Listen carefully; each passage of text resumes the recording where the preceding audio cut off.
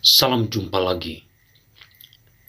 Sebelum masuk ke pembahasan, saya ingatkan lagi untuk tekan tombol subscribe sebagai dukungan Anda atas channel Singa Timur. Kali ini saya akan bertolak dari SK Bupati Malaka yang menyediakan anggaran bantuan bagi mahasiswa-mahasiswi se-Kabupaten Malaka yang akan menyelesaikan skripsi atau proposal.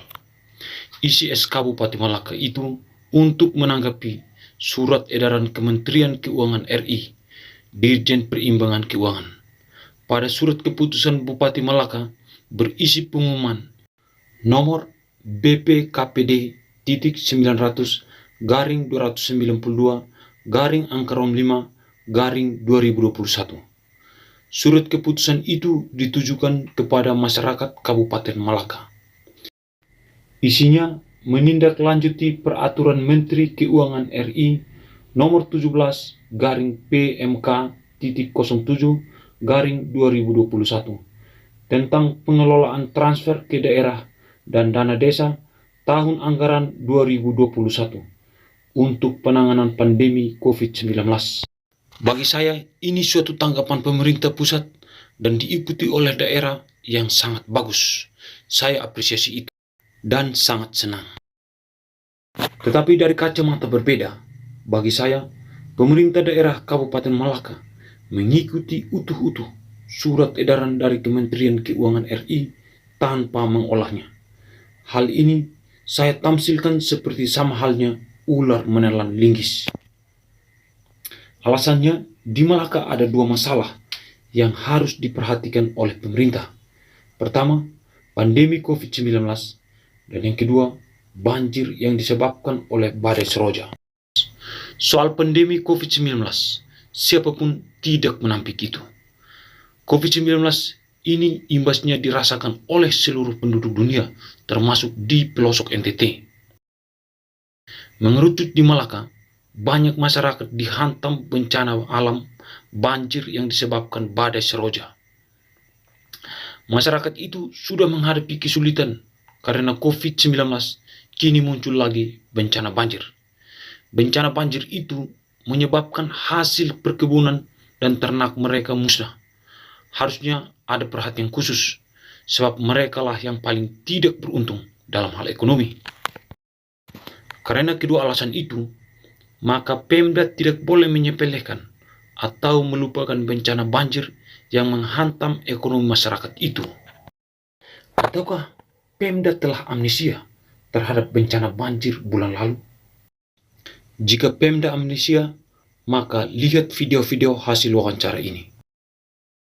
Pagi Mama.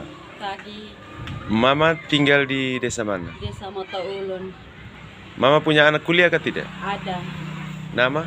Vincentia Tae Kuliah di mana Mama? di Undana Kupang. Sudah skripsi belum? Belum, Semester? semester 8, Dia kapan regis? bulan Juni. Bulan Juni ya. Mama sudah punya uang belum? Belum ada. Belum ada. Ya, Kenapa belum ada? kami lagi bencana. Jadi mau bangun rumah kah atau mau cari uang untuk regis.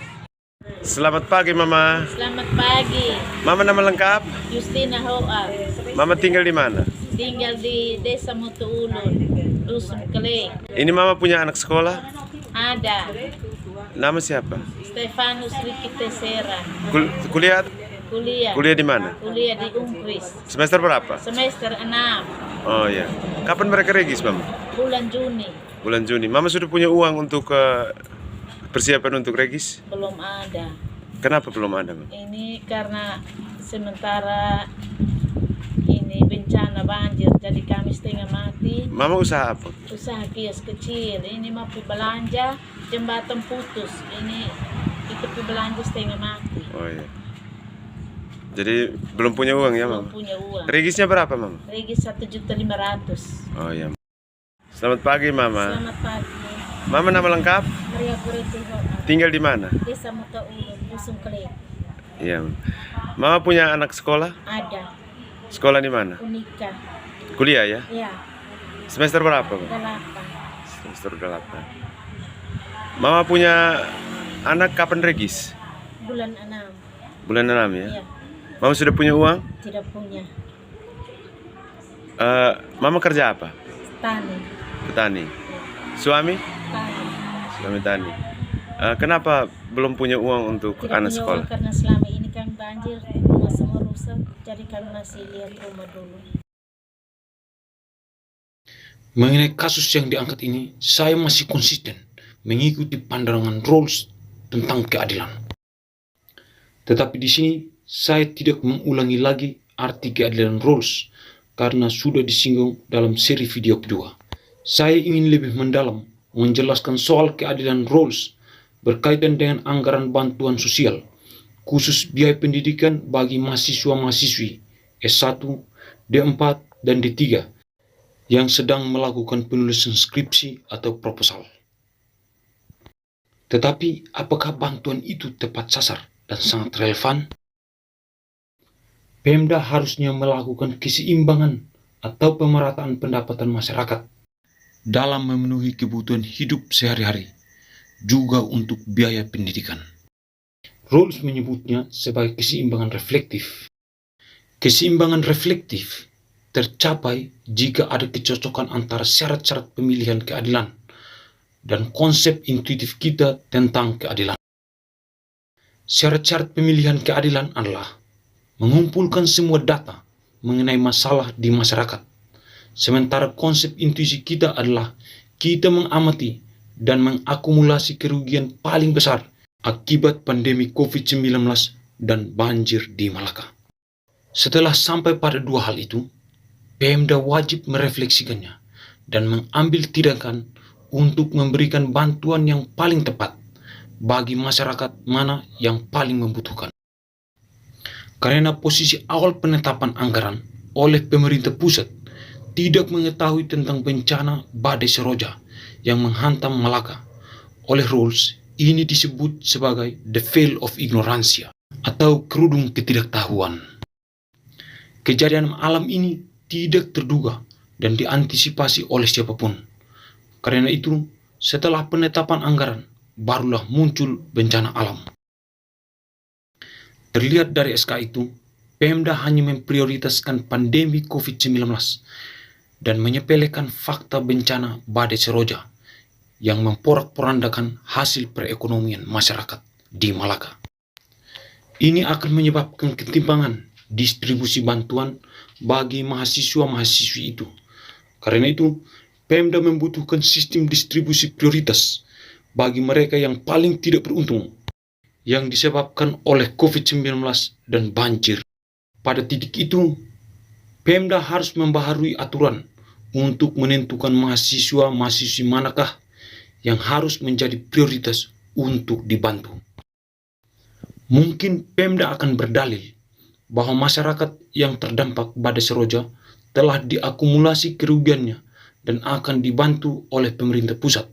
Ditambah lagi, mereka sering diberi bantuan sembako oleh berbagai pihak dan itu meringankan beban mereka. Memang, siapapun tidak bisa menampik bahwa pandemi COVID-19 sekarang menyerang dunia. Seharusnya para mahasiswa-mahasiswi Malaka yang lagi sekarat perekonomiannya karena dihantam banjir harus diprioritaskan. Bantuan pendidikan tertuju kepada seluruh masyarakat Malaka harus dipikirkan kembali. Ada pengecualian bagi mahasiswa yatim piatu atau yatim piatu. Pun pula mereka harus dibantu.